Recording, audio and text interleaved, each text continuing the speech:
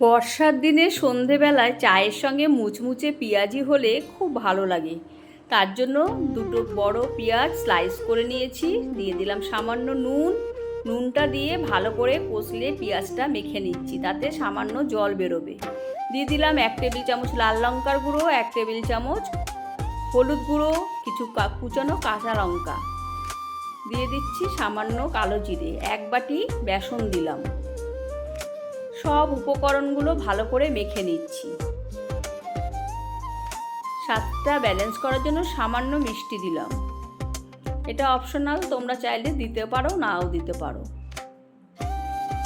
বুঝে বুঝে জলটা দিতে হবে, একদমই পাতলা হবে না, একটু টাইট ডো হবে।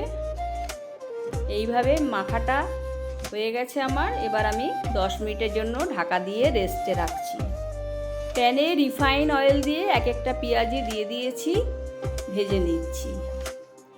1 পিঠ ভাজা হয়ে গেলে উল্টে দিচ্ছি। এই সময় গ্যাসের ফ্লেমটা লোতে রাখতে হবে, হাই ফ্লেমে একদমই ভাজা যাবে না, তাহলে ভিতর থেকে কাঁচা থেকে যাবে। 1 পিঠ ভাজা হয়ে গেলে আরেক পিঠ উল্টে দিলাম। তোমরাও ট্রাই করো, ভালো লাগলে লাইক কমেন্ট শেয়ার।